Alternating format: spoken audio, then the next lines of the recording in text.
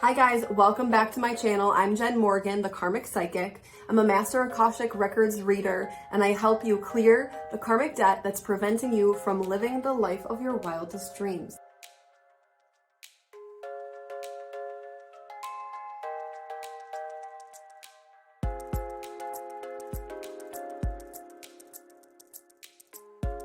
Hey guys, welcome back. It's Jen Morgan, the Karmic Psychic. So, some of you guys might be wondering, now that you know what karma is, what are common choices that we can make that would contribute to some karma, okay? So we're going to talk about things that you might do in this lifetime that will, if you don't work through it, come back to bite you in the butt in the next lifetime, okay? So we don't want that to happen. And when I say bite you in the butt, you know that I mean really more so learning a lesson, okay? Because that's what you come here to do. You come here to learn lessons, to work through things, okay? So I'm going to share with you big no-nos, things not to do, okay? And this stuff is going to be most commonly done in the current lifetime because, so the interesting thing about karma and how it works is that we have different things that occur within different lifetimes, just depending on what's going on in the world and what's actually available to us in choice. So we're actually in a reality, in an existence that we have the most choice available to us right now. I know to some of you guys, you might not think that, but we really have a lot of free will. We really have a lot of freedom to make really positive aligning choices. And we have more choices available to us than we ever did before, okay? So in previous lifetimes when, you know, there was different types of oppression, there was different types of systems, there was different types of things in place, the things that we had available to us choice-wise, and then also some of the things that we did that were what I would consider energetic tampering were slightly different. So this is going to be karmic stuff that we're going to specifically more so talk about what this can be in your lifetime currently versus what you've incurred from past lifetimes. Now, this holds true for past lifetimes, but we see other things that we're going to talk about later in a different series when it comes to that type of karma, because it's kind of your more intentional situations of not picking the best choices. We'll just leave it at that for this time. Okay, so first thing that you do not want to do, okay, and most of these branch off of this, okay? Number one, infringing on someone's free will. And this stands true, this holds true for any lifetime, okay? So this is the number one thing that gets people really into trouble. So what does somebody's free will look like? If they are a person that can choose for themselves, you cannot negate their choice from them, okay? Or do something that is not permissed, like you don't have permission, okay? I see this a lot. And I have to make note of it just so that you guys are aware.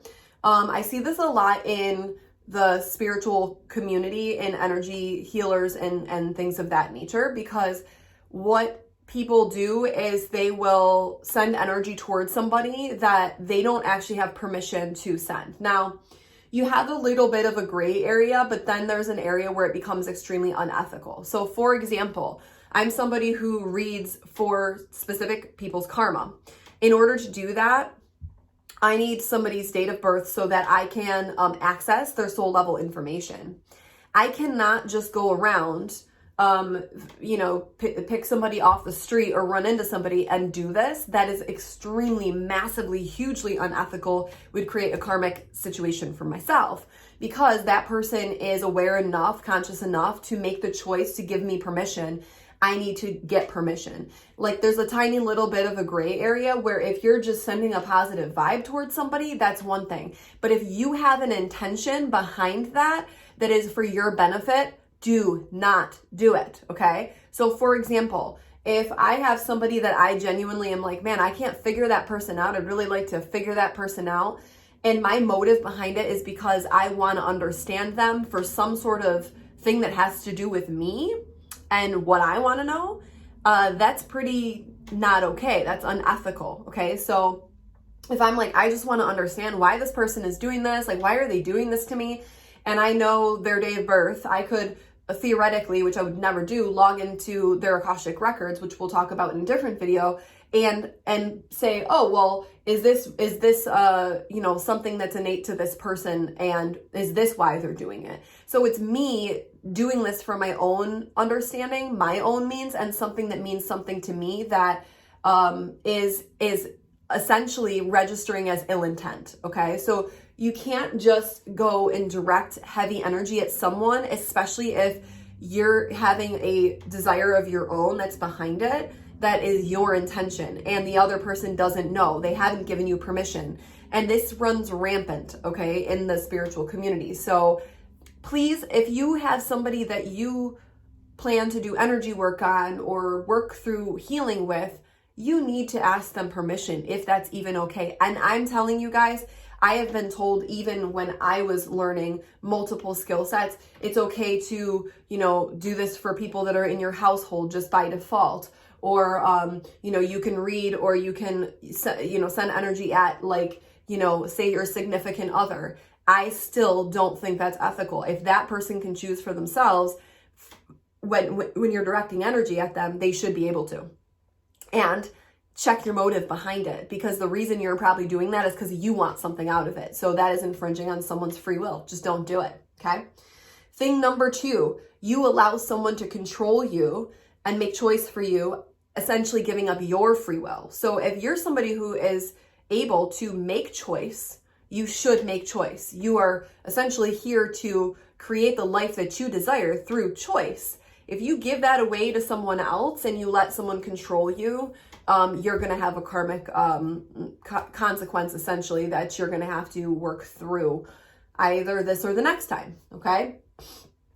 Thing number 3, you deem yourself responsible for someone else's existence, including their healing or their soul progression. So you're taking choice and free will away from them. So a lot of times people create, you know, we'll talk about this in a later video, these kind of cords with people. You've probably heard of this concept of like cord cutting. This is kind of like a delicate way of putting what could happen if you continue with a cord to someone, okay? Because eventually that becomes karmically upholding, and that is a very, very dense karmically upholding situation. And what that essentially means is that these people kind of have become in a like, you know, they're codependent. There is a codependent relationship where one person kind of deems themselves responsible, and the other one is kind of just letting that person take care of them, heal them, be responsible for their soul path, their progression here. Enabling type relationships, codependent type relationships are karmic no-no, okay? We see this a lot, okay? The next thing, if you become part of this is number 4, if you become part of a group that has motives that go against others' free will, which is usually and typically breaking universal moral codes, laws, and such, for the sake of power and corruption. So you're actually giving up your energy, which is essentially still your free will. You're giving up your energy to the cause of that group. And if that group is corrupt or has ill intent or ill motives, you're contributing to that. So, and sometimes this happens where people don't know the intention of the group, but they find out and they stay anyway. Usually there's a scare tactic or a fear type situation. These are karmically upholding situations, okay? Thing number 5, you have to get something, I need to give something up mentality. And this can actually come from situations that are karmically from a past life. So this is kind of one of those ones that can kind of cross between, because you could be feeling that way because you did something in a past life that caused you to actually bring that pattern into this lifetime. But nonetheless, if you feel like you have to give up something to get something, and this is a lot of times when people come to see me, is they're like, no matter what I do, I feel like I'm always losing something. The rug's always feeling like it's pulled out from under me. It's like I'll do so well for so long and then boom, rug gets pulled out, okay? So this is usually a situation where somebody feels like they have to sacrifice something in order to get something, okay? Usually money is what I tend to see, okay? Money or relationships, or a dynamic between money and relationships. Like every time I get a girlfriend, my business doesn't do well, or my career starts going down the drain. And every time my career does really well, or my business does really well, my relationship fails, right? So it's kind of these interesting dynamics of this give, take, push, pull situation, okay? But the truth is that because we are souls that are in a human form, we, through choice, can create anything that we desire. We actually have the power through choice, but whether someone can access a mindset and belief that is true takes a significant amount of work, okay? So I find that old self-limiting beliefs and things that have happened in someone's lifetime, experiences, situations, occurrences, kind of frame this framework around things being hard. And so sometimes that has to be a learned, almost trained behavior to think, hey, through choice, I can create anything. And so that's why you have people who do, mindset coaching or money coaching and money and mindset coaching and such, because that it's not something that person believes to be true because of their experiences and what they've made their experiences mean, not necessarily what they actually mean, okay? So this can be something that you have to work through to do some clearing work, kind of superficial, surface level clearing work, to have the belief, which is the truth, that you can create all that you desire through choice, okay? Because that is actually universal truth. It's the basic principle of manifestation, okay?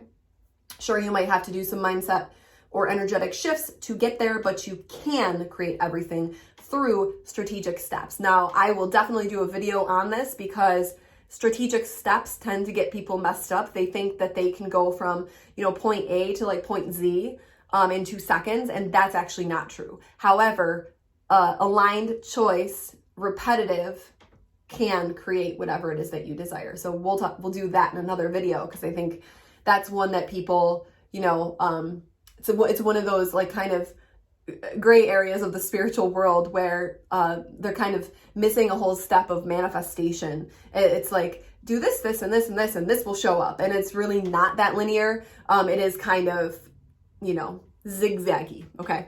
So just consider that and know that if you do want to create something, it does take actionable steps and follow through. I think that's common sense. Perhaps not. Okay. So the next thing is that which is number six. Okay. If you exercise many negative thought patterns, which outweigh your positive ones, they will become the lens that you see the world through. This one is like in my soul, because 99.9% of the time, people come to me because they feel stuck. This is why. They've had an experience.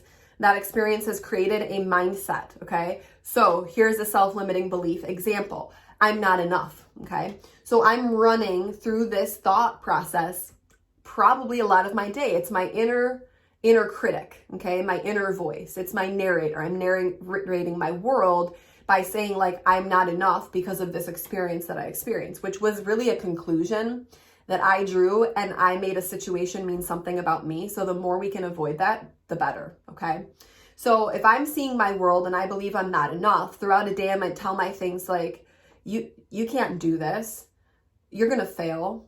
You're not smart enough, right? So these are things that kind of play off of this I'm not enough kind of thing. So the more of this that we tell ourselves, the more inner chatter that we have, the more inner critic that we have, the more that we attract those energies to us that resonate with those things we're telling ourselves. So if I believe I'm not enough, the energy footprint of that might be something like self-loathing. I might be self-loathing. Now, what happens if I think those thoughts that register with self-loathing all the time, okay? I attract, because the basic principle of a law of the universe, in like a very, very high up one, is that like attracts like. So I'm actually attracting, the more I think those thoughts, more of that energy to me. It's almost like I'm picking it up. I like to explain this like those little like Velcro mitts that you have. with the tennis balls, it's like walking around like that little sticky mitt, and those little things are being attracted to you. So the more of the negative thoughts that you essentially think, the more negative thoughts you'll actually attract. So if your negative thoughts are outweighing your positive thoughts, what happens is these things actually end up like almost like, think of them attaching to you. They're becoming part of the way that you see the world, and it's just going to keep attracting more and more and more and more. And so even though this is a superficial level of karma, it's very powerful in the current lifetime, in the current reality. And people spend a lot of their time stuck and in loops simply because of this, okay? So very important to start thinking about what you're thinking, okay? Be mindful of your thoughts. Like, take a journal and do it for 2 days and just write down every thought that you're thinking, and you would be surprised at what you're thinking about yourself. And so this will help you become more mindful and eventually start to pivot your thoughts. So that would be great if you can develop that or cultivate that skill. If you're already feeling stuck, it's really hard to do that. And that's me being brutally honest, okay? So if you can have someone like me that can show you, here is what the energy footprints are, boom, boom, boom, boom, boom, boom, boom, and then you can identify it, you have a lot more power, okay? The seventh thing and the last thing is, if you don't work through your trauma from your lifetime. So if you have something that has happened to you that feels some way very intensely, and you don't actually process the emotion that is present at the time, and you cut it off and you go into a coping mechanism or, a fight or flight response instead of actually processing the feeling, that feeling will create a pattern which you will go and you will feel throughout your whole entire life. So somebody who's experienced more situations of trauma will have more of these kind of energetic barriers that prevent them from moving forward, because every time they get triggered and something in their little brain registers, this is just like my old experience that I had, they go right back into that energetic footprint. So for example, if someone hurts me physically, okay, and I have a situation, I register this as trauma, but instead of ever processing it, I just shut down. I shut down, I don't want to feel it, I don't want to experience it. So I don't ever process the emotion of fear that's attached to it. The next time anyone makes me feel unsafe, not even maybe physically, there's something about that person. Maybe it's even a similarity between the person that caused me that trauma and this other person causes me to feel unsafe. The second I experience this, I'm going to go back into the same thing I was feeling when I had that trauma, which would be unsafe, right? And probably a threatened feeling. So you have people that just will walk around through their life and they will be like constantly walking like triggers, okay? Something triggers them out in their environment and they go right back into that place where they felt that trauma. And what happens is it creates like a domino effect, okay? So it's like the trauma that you experience that's triggered will bounce off the next one, next one, next one, next one. So say I experienced, we'll say 5 scenarios in which trauma was not processed out. I did not give myself emotional time to purge, to go through the, process of kind of emotional purifying. What will happen is I get triggered on that initial thing, and then all the other 5 dominoes behind it fall. So I feel this thing, then I feel this thing, then I feel this thing, then I feel this thing, then I feel this thing. And when I get down here, I feel super, super buried, super, super lost. And it's very hard to dig yourself out of that hole. And that leads to people feeling depressed and feeling like they've backslid, or they will do so well for so long, or they will feel spiritually awake or spiritually aware. But then all of a sudden they go into this place that's like this old place of this like, I don't feel like I've made any progress, okay? And they feel like they're going back to square one. And this is very, very common. Again, most of the people that come to me, they come to me because they feel stuck and they don't know why. And usually it's because of this unprocessed trauma. It's a cellular memory of the trauma. It's a trigger associated with the trauma. It's an energetic barrier that's associated with the trauma. And the more of that, the harder it is to get yourself back out, okay? So these are the 7 things that in this lifetime will create karmic barriers for you. So really want to get mindful, really don't want to energetically tamper with anything or anyone, because free will is very, very, very important. You come here to literally express yourself and to feel and to experience. And if you're preventing someone from experiencing their experience, or vice versa, not going to be a great situation, okay? Becoming mindful of the way that you're thinking and the way that you're framing your world, and also making sure that you are processing the emotions that are associated with trauma. And the body will associate trauma with many different things. And for some people, it's one thing that's one extreme, and then to another extreme, or it's something that even is very dull and muted that doesn't seem like to another person might be trauma, but it's all personal, okay? And those frameworks start to be developed when we are very, very young.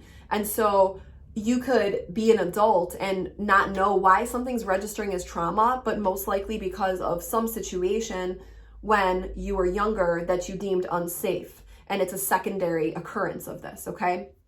And this really leads us into more of the empath type stuff that I like to talk about, which we will sure do a series on. But these are the things that you want to be mindful of as you move forward and start to understand how karma works and what it means for you in real time. Because, like, let's face it, if it's not practical and you can't use it, how's it gonna help you, right? Half of YouTube is people searching videos on how to do something. So I'm teaching you how to do this stuff, how to learn your lessons, how to not bring this stuff back with you the next time, how to create a really good, solid foundation. Because when you guys clear your karma, you create a really solid foundation to do some pretty cool stuff on, which we will talk about in other videos, I'm sure, okay?